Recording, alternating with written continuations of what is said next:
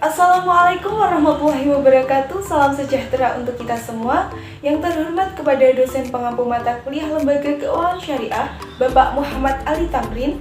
Dan apa kabar teman-teman semua?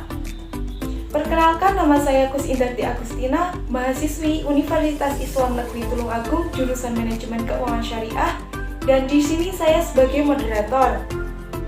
Pada kesempatan kali ini, tema yang akan kami bahas yaitu asuransi syariah. Ya, langsung saja kita berkenalan dengan teman-teman saya. Inilah tim presentasi dari kelompok 3. Yang pertama ada saya sendiri, Kus Indarti Agustina. Yang kedua ada Mas Fiah Arum Puspitasari. Yang ketiga ada Violin Farinda Sofa. Dan yang terakhir Ahmad Sidki Akil. Untuk mempersingkat waktu, langsung saja kita simak materi berikut ini. Di sini saya akan menjelaskan tentang definisi asuransi syariah. Asuransi adalah perjanjian antara dua pihak, yaitu perusahaan asuransi dengan pemegang polis yang menjadi dasar penerimaan premi oleh perusahaan asuransi. Asuransi atau pertanggungan adalah perjanjian dengan nama penanggung meningkatkan diri kepada tetanggung dengan menerima premi untuk memberikan penggantian kepadanya karena kerugian, kerusakan, atau kehilangan keuntungan yang diharapkan yang mungkin dideritanya akibat dari suatu event atau peristiwa tidak pasti. Materi selanjutnya adalah konsep dasar asuransi syariah. Dalam asuransi syariah diberlakukan sebuah sistem di mana para peserta akan menghibahkan sebagian atau seluruh kontribusi yang akan digunakan untuk membayar klaim jika ada peserta yang mengalami musibah. Dengan kata lain, bisa dikatakan bahwa di dalam asuransi syariah, peranan dari perusahaan asuransi hanyalah sebatas pengelolaan operasional dan investasi. Dari sejumlah dana yang diterima saja, salah satunya yaitu asuransi syariah, mengutamakan konsep adanya saling tolong-menolong dan tanggung jawab secara bersama. Dalam bahasa Arab, hal ini disebut tafakul yang berarti saling tolong-menolong dan menjamin antara sesama kelompok. Prinsip asuransi. Prinsip asuransi yaitu hal-hal yang mendasari tentang perjanjian kontrak antara penanggung dan juga yang tertanggung. Tujuannya adalah untuk mengalihkan resiko perusahaan asuransi dengan melakukan pembayaran premi yang dipegang oleh polis asuransi. Prinsip asuransi tersebut bersifat untuk menguntungkan kedua belah pihak.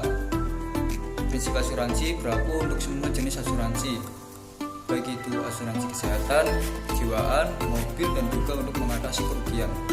Oleh karena itu, sebelum kalian semua membeli polis asuransi, alangkah baiknya kalian untuk memahami bagaimana prinsip tentang asuransi tersebut. Untuk poin yang berikutnya yaitu tentang perbedaan antara asuransi syariah dan juga asuransi konvensional. Perbedaan antara asuransi syariah dan juga asuransi konvensional terletak pada konsep pengelolaannya.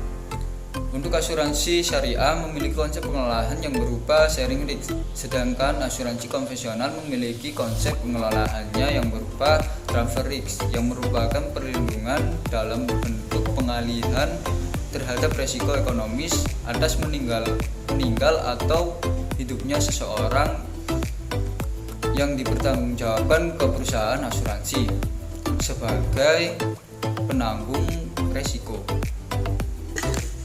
Di samping perbedaan yang mendasar tersebut, ada perbedaan yang cukup praktis yang perlu kalian ketahui antara proteksi syariah dan juga konvensional. Antara lain sebagai berikut. Yang pertama yaitu kontrak, perjanjian atau akad.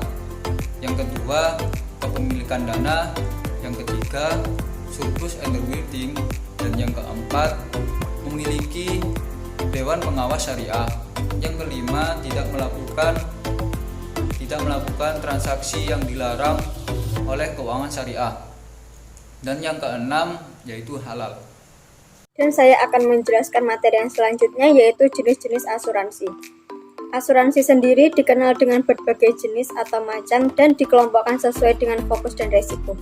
Fokus dan resiko inilah yang menentukan ukuran keseragaman dalam resiko yang ditanggung sesuai jenis kebijakan.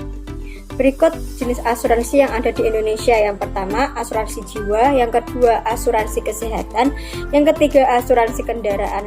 Yang keempat, asuransi kepemilikan rumah dan properti. Yang kelima, asuransi kependidikan. Keenam, asuransi bisnis. Ketujuh, umum. Kedelapan, kredit. yang ke-9 asuransi kelautan, dan yang ke-10 asuransi perjalanan. Poin yang ke-6, kendala pengembangan asuransi syariah. Perkembangan asuransi syariah di Indonesia termasuk hitungan terlambat dibanding perkembangan asuransi di luar negeri.